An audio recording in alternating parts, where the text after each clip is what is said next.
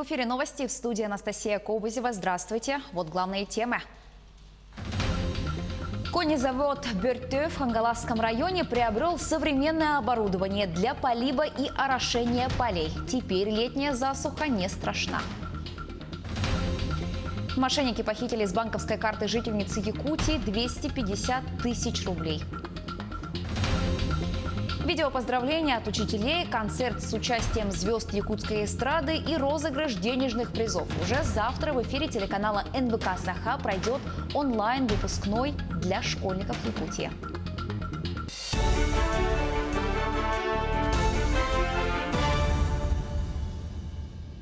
Еще 114 человек заразились COVID-19 в Якутии. Прошедшие сутки были самыми напряженными с точки зрения увеличения распространения коронавирусной инфекции в республике, сообщил на ежедневном брифинге глава Якутии Айсен Николаев.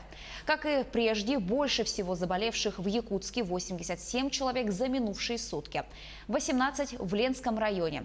Глава уточнил, что в Ленском районе речь не идет об очаге заражения. Из Талаканского месторождения прибыла большая партия зараженных коронавирусом. Их выявила проверка, направленная туда Министерством здравоохранения республики по согласованию с Сургутнефтегазом.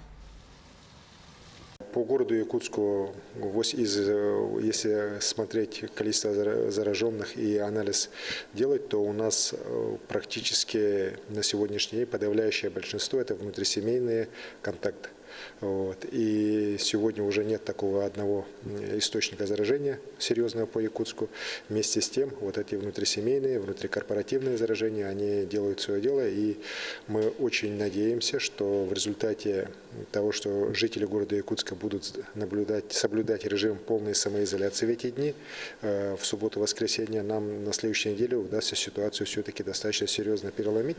Потому что главное, чего достигнуть за эту неделю, мы все-таки удержались в пределах не более 100 человек зараженных по Якутску. Также несколько единичных случаев выявили в районах: 3 в Мегино-Кангаласском, по 1 в Алданском, Нюрюнгринском, Татинском, Хангаласском, Алекминском и Булунском. В эти выходные в Якутске проведут тотальную санобработку, дезинфицируют подъезды в жилых домах, улицы, скверы, площади, детские и спортивные площадки, автобусные остановки. Парк культуры и отдыха также закрыт для посетителей. Там тоже ведут обработку специальным дезинфицирующим раствором на основе хлора. В столице до понедельника приостановлено движение общественного транспорта. Дано поручение обработать салоны автобусов. Закрыты все магазины, торговые точки, оптовые базы, кроме продуктовых магазинов. А в 20:00 закроются и они.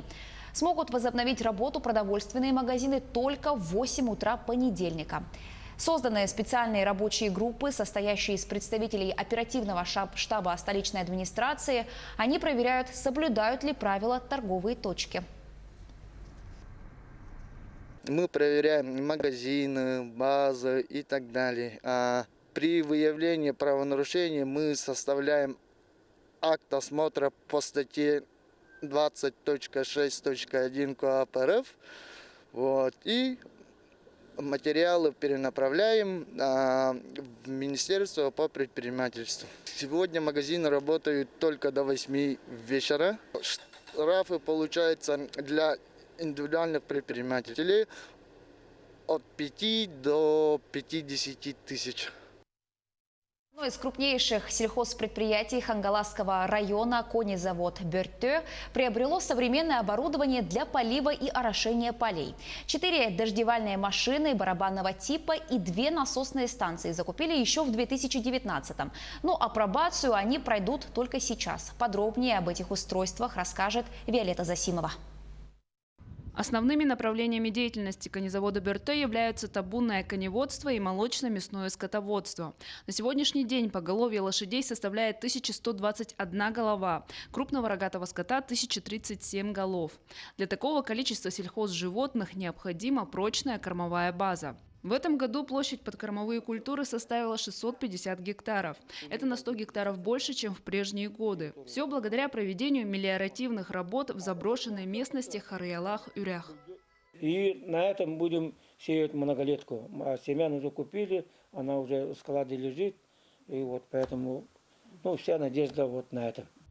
В связи с увеличением посевной площади конезавод Бёрте закупил в этом году 2 дисковые бороны, импортную сеялку и, главное приобретение, дождевальную технику. Теперь у сельхозпредприятия появилась возможность производить регулярно поливы, не завися от погодных условий. 90% стоимости дождевальной техники предприятию возместило государство по линии федеральной целевой программы «Развитие мелиорации земель сельхозназначения России на 2014-2020 годы». Была она общей сложностью стоимости 14 миллионов 66 тысяч, а Минсельхоз нам, как видя субсидии, 19 миллионов 657 тысяч дал. Ну, наша часть всего лишь 1 400 000 с чем-то с копейками. Барабанные дождевальные машины итальянской фирмы «Идрофоглия» в количестве 4 штук прибыли 1 апреля. Следом завезли насосные станции белорусского производства. Оборудование ждет своего часа на складе. Осталось привезти с Новосибирска еще одну составную часть – трубу, по которой будет поступать вода для орошения. Мы выбрали, потому что она на 200 гектаров одновременно будет полить. То есть у них трубы, вот сейчас новосибирская машина уже неделю назад уже сказали, что поставщик сказал, что уехал, но должен перейти, и специалист тоже с ним приедет, и будем инструктор, то есть и он нам покажет, как использовать, и будем работать. Новую дождевальную технику планируют опробировать в середине или в конце июня на полях, засеянных многолетними травами. Если опыт будет удачным, то конезаводу Бёрте отныне не будет страшна летняя засуха. И, как следствие, обеспеченность кормами в зимнее время будет 100%. Виолетта Засимова, Федор Тарасов, Хангаласский улус. Мошенники похитили с банковской карты жительницы Якутии 250 тысяч рублей. Потерпевший позвонил неизвестный, представился сотрудником банка, службы безопасности и сообщил о попытке перевода денег с ее банковской карты в Омской области. Звонивший также пояснил, что для блокировки операции ей необходимо подойти к банкомату, открыть новый лицевой счет и перевести на него денежные средства. Женщина не выполнила указания мошенника, так как находилась на работе. Позже ей снова позвонили. Мужчина представился сотрудником другого банка и сообщил, что зафиксирована попытка снятия денег с ее банковского счета. Чтобы уберечь деньги от мошенников, ей необходимо непрерывно находиться на связи по телефону, подойти к банкомату, под диктовку перевести на другой счет деньги. Они сказали, чтобы создать лицевой счет, подойти к банкомату и перевести, какие там оставшиеся деньги у меня остались, на банковский лицевой счет новый. Где-то с 7 до полвосьмого я подошла к банку, там создала свой лицевой счет. Они мне все продиктовали, этот счет, и перевела 250 тысяч рублей с с кредитной карты. И печальные данные. Жители республики ежедневно обогащают мошенников на 350 тысяч рублей. Подавляющее большинство жертв – граждане трудоспособного возраста. Только за первый квартал этого года в Якутии от действий дистанционных мошенников пострадали более 500 человек. К другим темам. С 1 июня в России стартует конкурс для учителей на лучший видеоурок. Об этом объявили во время виртуального круглого стола в Москве. В ходе встречи эксперты также обсудили, как сделать онлайн-обучение более продуктивным и интересным для ученика, а также какие новые технологии в условиях дистанционного обучения могут помочь педагогу. Подробности у Максима Кардозо. 2 месяца вся страна учится на удаленке. И эксперты говорят, что уже можно подводить первые итоги такой работы в онлайн. Главный плюс нового подхода в том, что процесс обучения не прекратился. Но проблемы тоже были. Это и освоение виртуальных платформ, нехватка гаджетов, некачественная связь. У кого была плохая связь, можно было индивидуально к этому ребенку подходить и размещать задания для него в какой-то платформе. Если у него связь была плохая, он мог потом зайти и посмотреть. После обучения уже посредством сообщений через социальные сети или даже через сетевой город образования, электронный журнал, уже пообщаться с учителем. В условиях проблем со связью эксперты предлагают учителям использовать заранее записанные видеоуроки. Их можно отправлять школьникам по электронной почте или размещать на отдельных платформах. Причем это может сделать занятия и интереснее, и продуктивнее. Помочь педагогам создавать свой контент готовы в Союзе профессионалы в сфере образовательных инноваций. Здесь проводятся онлайн-семинары, где отвечают на все вопросы учителей о видеоуроках. Какие должны быть технологические платформы для создания этих учебных материалов, качество видеоряда, требования предъявляются к звуковому сопровождению, а также есть в технологии, содержится подробная инструкция для педагогов по созданию, прям пошагово, что надо сделать, какие решить вопросы для того, чтобы это получился качественный и интересный урок. Видеоуроки – это хорошо, но специалисты уверены, онлайн никогда не заменит очные занятия. Но такой, как раньше, система образования тоже не останется. Скорее всего, будут использоваться оба варианта обучения.